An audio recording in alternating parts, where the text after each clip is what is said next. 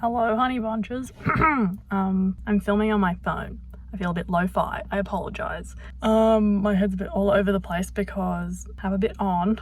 Feels like the social calendars when things have opened up. I don't know if other Victorians or post-lockdown cities areas are feeling it too. It's just, let's blame it on Scorpio season, shall we? But I have just had lunch with a friend, which was divine. Then we went to the library. That's where I am now. And now my calendars are ready, so I'm heading off there to pick them up. And I will film little bits and bobs and show you the finished product when I bring them home, that they're good. I hope the edit of this video turns into something special, but just because of the nausea and my interesting headspace, my scatterbrain might be a bit more of a stripped back vlog.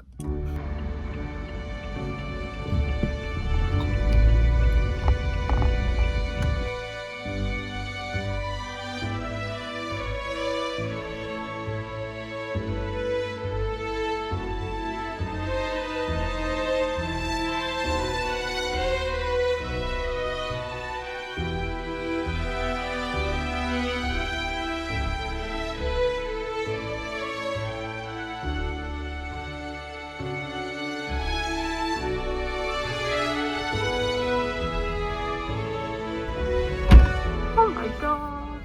Yay! Look at him! Shut up! Oh my god, so happy! Thank god! It all oh, it looks so good! Shut up, baby! Yes! Pat on back! And I didn't worry twice with this one, you know the saying? Like, whew, just let it happen. Did what was in my control, didn't worry about what was out of my control. All worked out. Yay!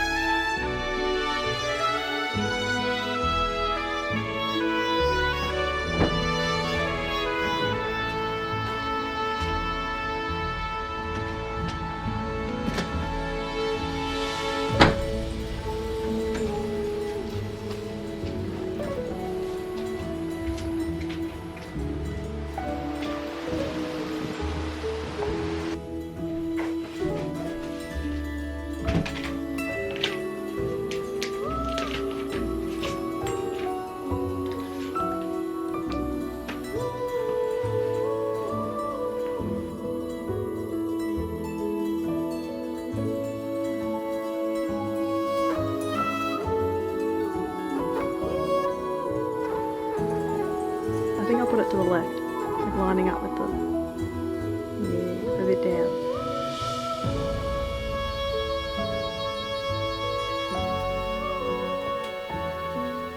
Hello, honey bunches. It's a bit awkward positioning this camera on a cushy couch, so that's the one like very non-ergonomic reality of this room redo. Anyway, it's a lot later now. We're having a bit of a turban chat moment. I'm so glad these turned out. Like, honestly, formatting a calendar where every page essentially is like art for your wall is a bit, yeah, it was a bit stressy, and just lots of little things came up in the printing process and liaising with the editors. I felt like a doofus in the end, predominantly because I still am making things like cookbooks and calendars, don't judge me, on PowerPoint.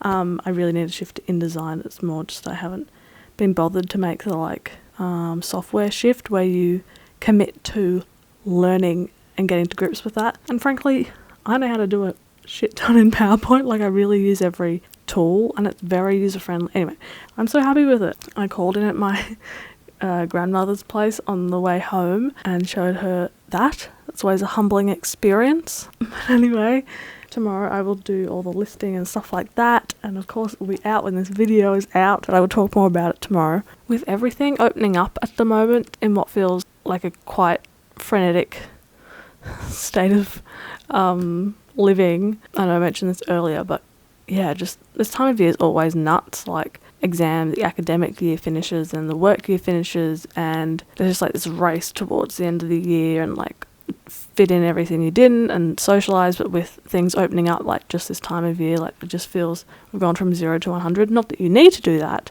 and any way you're navigating things opening back up is so valid and so important to just do what you know will keep you sane and safe and, I don't know, like just not burnt out, you know? But that's also like very hard to gauge because we're so out of practice of taking care of ourselves, introverts at least, in that way.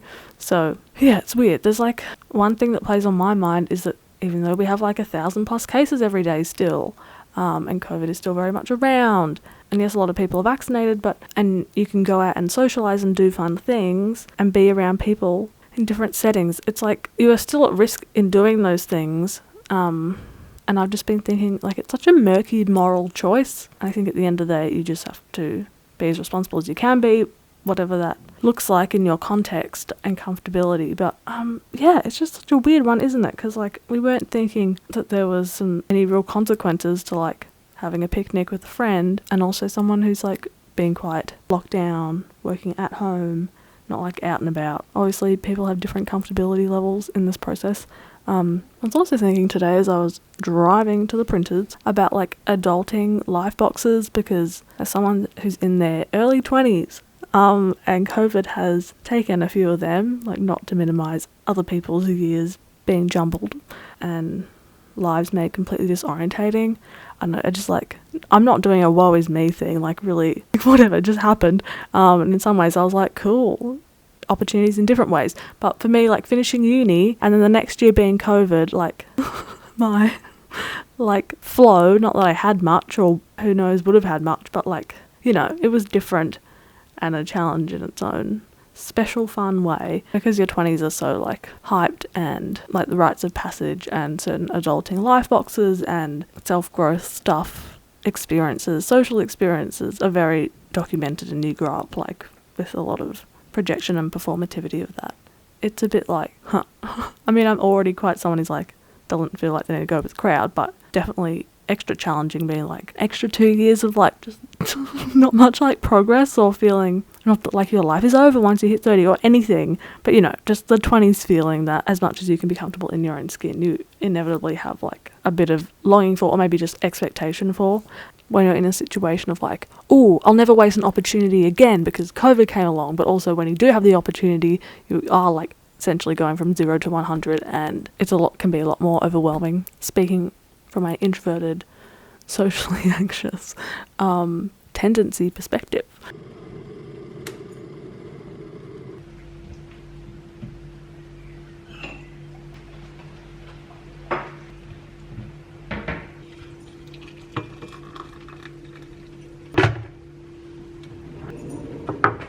Leaks, and then my one's a puffer and not really a jacket, and it soaks through, but also the hood is so large.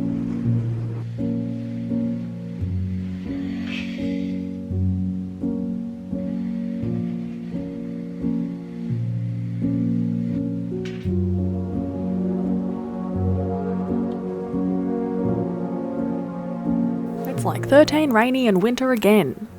Love spring with its seesawing display. Not.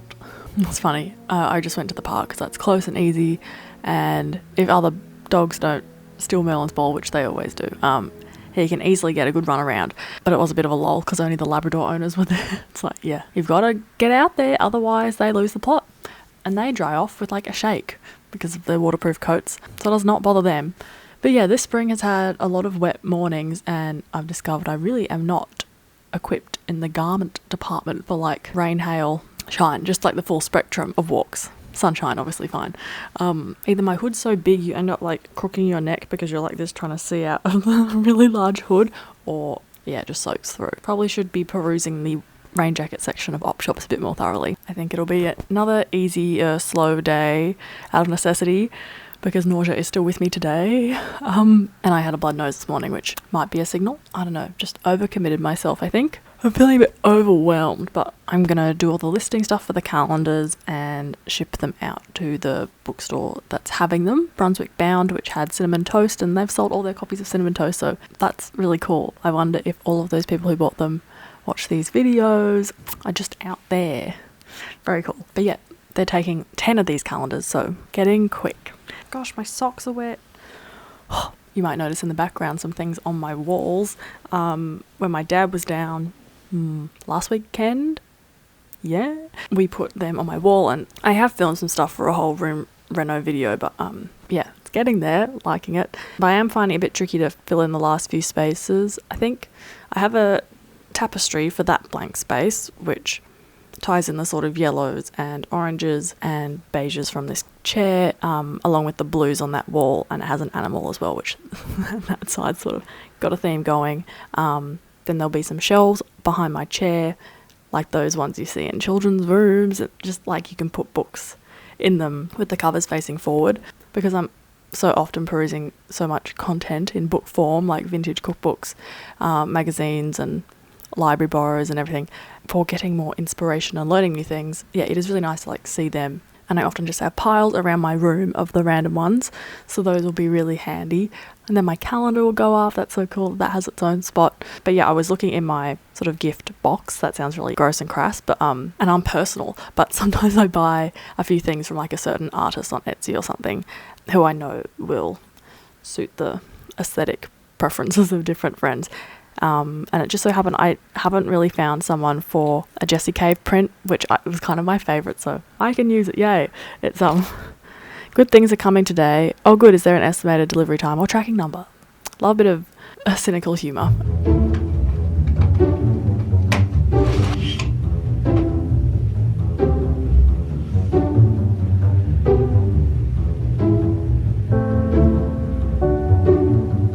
One boo-boo my mum did point out is that I forgot to put my name and Honey Bunch of Onion Tops on the calendar.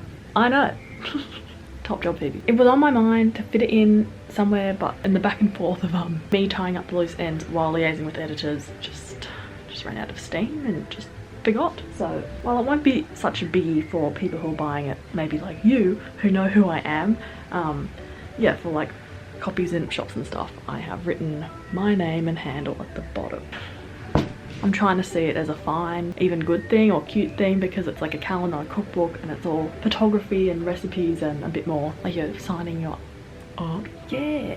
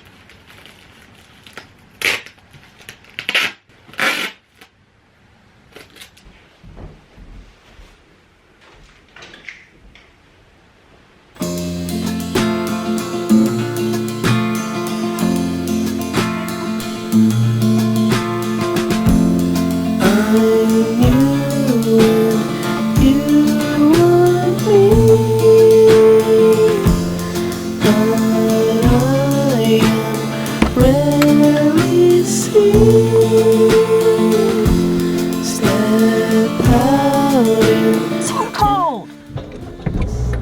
Does it need to be? I am popping out to get some takeaway. Fully realise, as a video spruiking something with 12 glorious recipes I will mention later, me being nauseous and featuring rather, I don't know, nondescript, soupy, takeaway you've seen before type foods, I ain't actually selling it, but hopefully some of you have been around long enough to know, you know, can forgive my ebbing and flowing with the nausea I live with. Off I go. To see what I've become.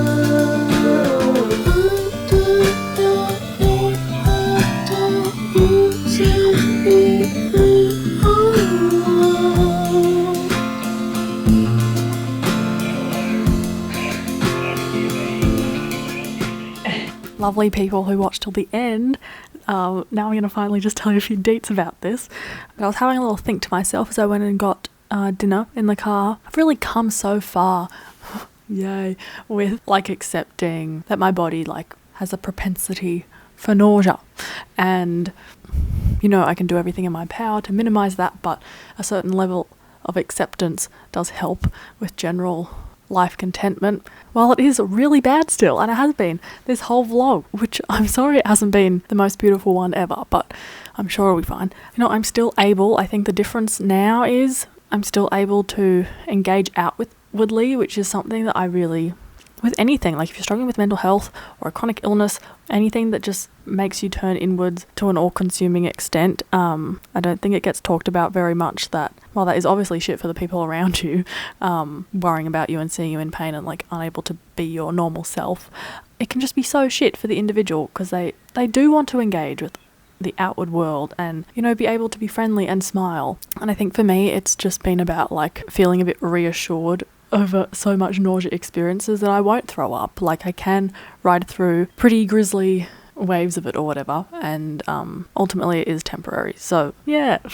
Something else that arrived in the mail, I ordered 2 items from Big Bud Press a couple of months back, and ordered one size too big for each of them, and did the rigmarole of exchanging, which I'm very glad I did, because obviously a garment is just like a game changer when it actually fits you. I was like, I don't know if I really like them enough, but no, you do like them, Phoebe. You just didn't have them in the right size. They were drowning you. Anyway, so I showed you like that brown singlet, I think, a while back. These are the shorts that I got for them to go with. And again, we love the small business, including the elastic back for comfort. And there's also a jumpsuit, which you'll have to see on me at a later stage. But this calendar, this is a recipe calendar. It features one recipe for every month, 2022. The recipes are all collated at the back of the calendar, and I was going to include them like on each month, but that quickly revealed itself to be very crowded and aesthetically didn't make sense. So they're all grouped at the back. So once you're done with the calendar, or before you are, you can rip them out and keep them. And they're all written in a sort of summarized version, not like any specifics are missing, just that the ingredients are in bold, and you can just scan them before you make the recipe to make your shopping list and then cook from it. The ingredients list enmeshed or embedded into the method, if you will. So this was shot all in lockdown over 2 months, all technically in spring, although I did a few camera tricks to make it look otherwise. In our lockdown, we had a 5k radius, so that wasn't a welcome situation initially, because the inspiration for this cookbook was heavily taken from a book my neighbour gave me, The Garden Table, which essentially is lush food photography in the outdoors in like these Belgian ultra high summer or peak harvest throughout the year. Yeah, the scenery and the opulence of it all is very mesmerizing, and my initial plans were like, I'll do something similar. I'll make up like feasts and pack it in my car and then go out to like the Royal Melbourne Botanic Gardens and Heronswood and Burnley campus and like photograph them there. Obviously I hear myself saying that now. I'm like, how is that ever gonna work? Honestly, doing one recipe for every month and then shooting it outdoors. Obviously I do all my food photography outdoors, but it's just for the most part like in my garden. Transporting food to go into a scene in a more public space for just one dish is hard enough. And I was thinking I'll do like 3 or 4 for each spread. That would have been like 48 recipes, all shot in very difficult circumstances. It was like a silver lining, or just it worked out for the best that I actually had like confines in this 5k radius to work to, because I really think it's good for me to work to a brief so I can like put a cap on myself. Like my imagination's great, but sometimes doesn't always account for the fact that I'm a one-woman band. Luckily I live in a super beautiful area and started photographing these on I don't want to say exactly where I am, but you know, if you are on Boonwurrung country, which this is all shot on, you will recognise the places.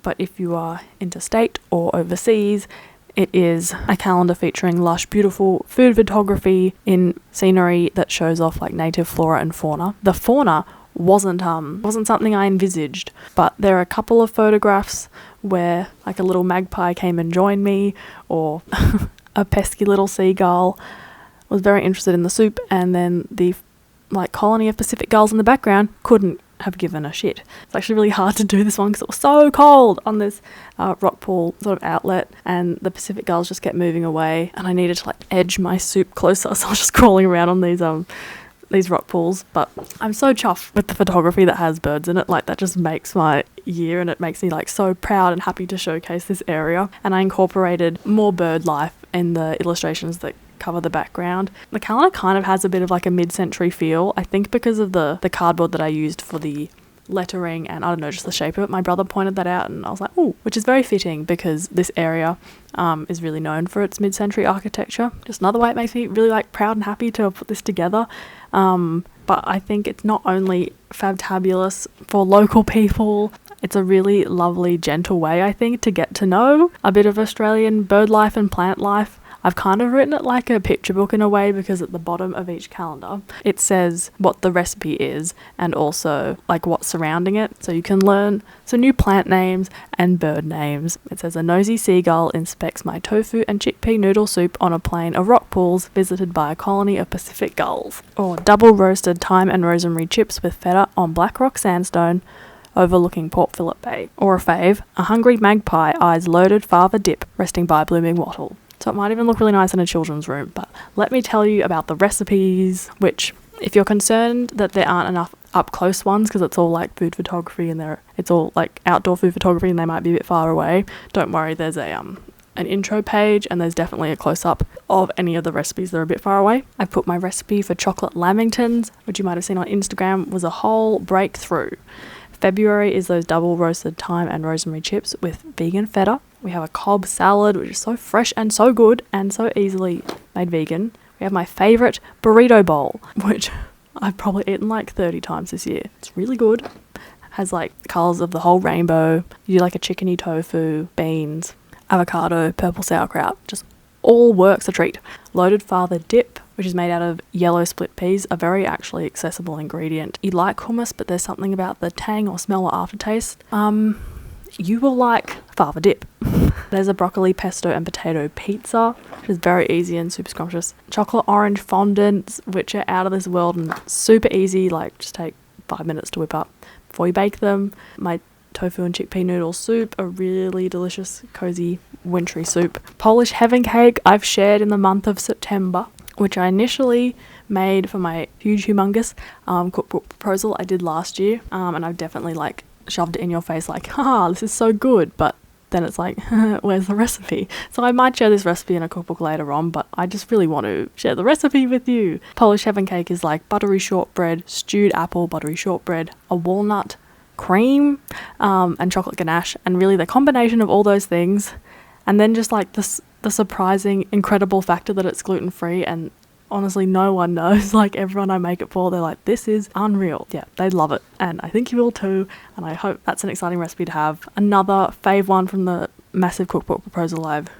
relocated in this is a peanut hoisin tofu bunche, which is one of my favourite things ever, and I have eaten it genuinely like probably like 40 times since I made the recipe last year. A new recipe to me, and it was veganised from a Women's Weekly cookbook, is very easy and doable and therefore easily gluten-free. A viable passion fruit and vanilla custard slice, probably my mum's favourite one, the book.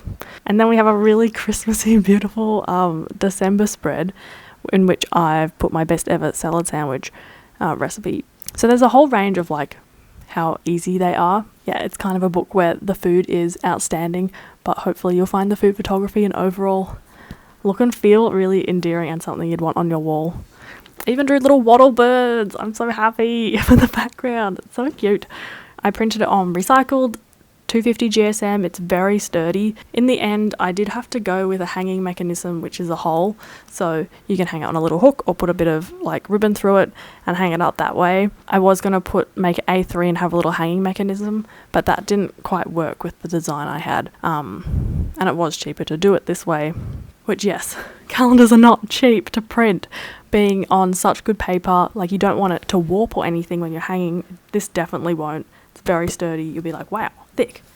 Great. And yeah, full colour. I'm just doing out the listing now, but the price is this, and that's really just letting you know I'm not making much on these at all. The margin's pretty tight, and I'm trying to take away that I will earn enough that is worthwhile, but it's also definitely been a huge project to stretch myself and my food photography and really capture the area that I live in and really celebrate it with many things that are important to me and have become more so over the last 2 years. We've all probably grown to be quite intimate with the place that we are in, obviously that comes with a whole like hierarchy of privilege in terms of whether you feel safe there, whether you want to be there. And certainly I have conflicting feels about the place I live. It's not perfect in any sense, but the natural pockets that are here have always been a balm to me, and I hope that I could get emotional right now if I wanted to.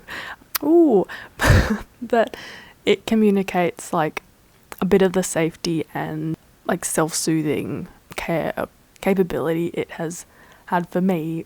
Am I making sense? It communicates that to you as well, or you feel a bit of the safety and like reassurance from the area, because like the world's turning to shit, and it's so important to feel connected to where you live. If you can, the natural spaces it has obviously being a easy ticket there. Wow. That was unexpected. Sorry if you're cringing. I probably will be too when I'm editing this. Yeah, they're on my Etsy. They're also at Brunswick Bound in Brunswick, if you live near there and want to support your local bookstore. Good on you. Otherwise, I'm shipping worldwide, and I'm also delivering to certain suburbs in southeast Melbourne. So yeah, look out for your postcode in the description box, and then follow the certain Etsy link that has a different shipping situation, and I will hand deliver it to you. Whew. I think as a young person as well, living in a kind of older demographic and someone who doesn't quite feel like they really agree with or fit in with a lot of the people here, but always has felt very nurtured and connected, obviously in a very white descendant of colonizer type way. It's really nice to be able to put something that I can do, which is make recipes and work with food, and pair that with this space. And I feel like I'm adding something to the world with this calendar, and how niche and quirky and hopefully obviously clearly thought through it is. Thank you so much for watching. If you've watched till the end, honey bunches, I really appreciate your support, and I would be delighted to send you a copy, or 2 or 3 or 4 to you. You've got lots of time to purchase it in time for Christmas shipping, but as they're saying, get in quick. Okay, cheerio.